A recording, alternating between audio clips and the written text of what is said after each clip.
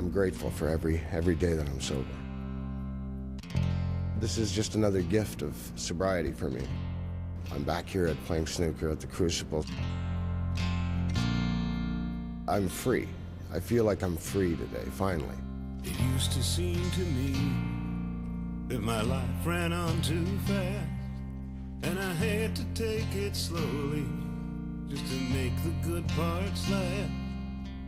When you're born to run, it's so hard to just slow down.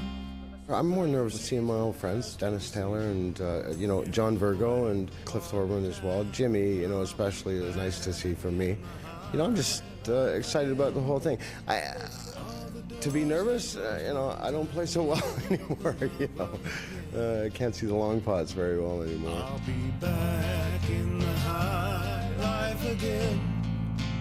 All the eyes that watched me once will smile and take me in. I saw Cliff Thorburn play when I was 12. You could play him. But you could play him for $2, $5, $10, $20, $50, whatever you wanted to play him for. This kid came up to me, and I sort of heard that he was okay for his age. I don't know how old he was, maybe 12 or 13, and he asked me to play for $2. I had $2 bills, right? And they weren't in very good shape. I think I left them in my hockey bag. I took the money. I felt shameful taking the money, but he insisted that I take it, and it was probably the dirtiest money I've ever had in my pocket. It was a thrill to play him, and especially to watch him, play. Because, I never saw anything like that. Well, he was one of the best players in the world. Even back then, that had to be like 1970.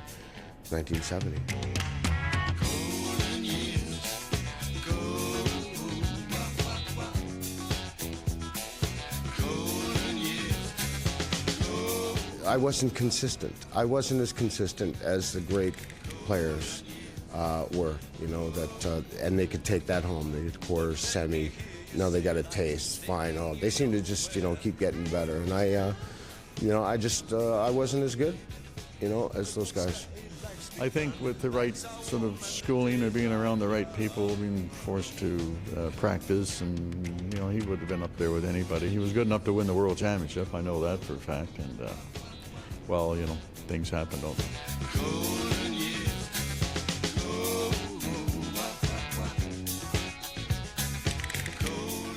Okay, honestly, what happened is I went to the tailors and I said, I'm playing in the World Championships. I need a couple of suits, but I didn't have a lot of money, and so he says, "There's one black one." He says, "I'll make a white one for you, nice." And I says, "Okay, that would be nice."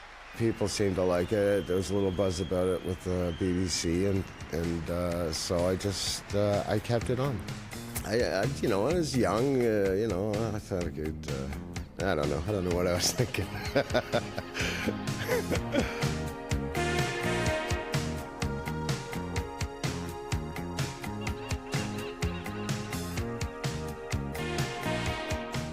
I don't remember a lot of it. I remember a couple of balls that I made, a couple of balls to keep it going or to recover. And I remember the black. I remember the last black, because I feel like I got a slight kick, you know what I mean? And I thought, not now. And I watched the black stay to the high part of the pocket, so when it went in, it was more, as much relief as celebration. Get in! Lovely! Super! I was delighted for him, I was very young, and one of the biggest matches of my career, and people still talk about that match now, and you just think it's just any old game, but it's stood the test of time. The excitement was great. If I could have just, if I could have left everything on the table, in the venue, after it was all over, the buzz, and left and left it there, it was fine. But that kind of buzz kind of would stay with you out on the street, and kind of wherever you went.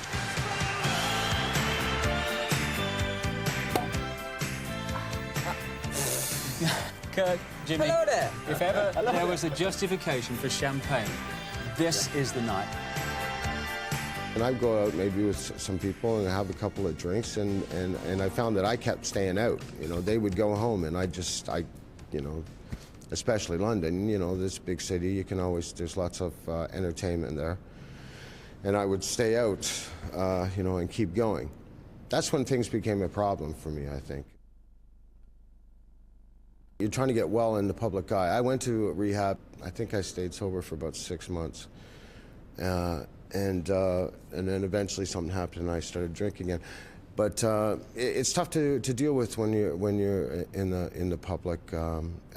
Anyways, for me it was. I can't speak for anybody else because I was a little humiliated and I was a little bit lonelier over here. When all the the snooker finished, you know, and people go home to their families, he went home to sort of an empty flat, or you know, he lived with different people, but he was always homesick. So then he got into a few bad things, and it sort of, you know, it caught up with him in the end. Things got worse. You know, they never get better.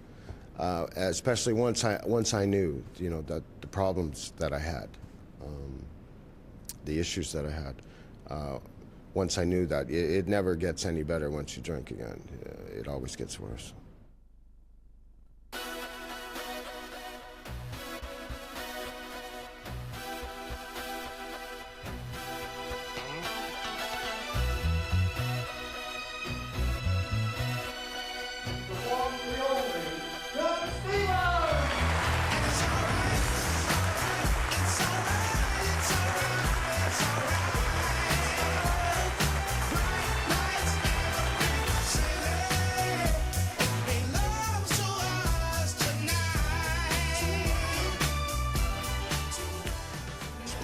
Been just short of 2 years now,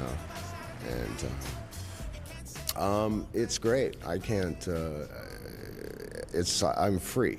I feel like I'm free today, finally, you know, from that. But it's nothing I take for granted. I work on this. I work on it every day. I'm conscious of it, and you know, and I'm grateful for every day that I'm sober. Because I mean, had I not been, I don't think I'd be back here. You know, I don't think, you know, this is just another gift of sobriety for me. You know, I'm back here at playing snooker at the Crucible, seeing some old friends and talking with you. Great to see. And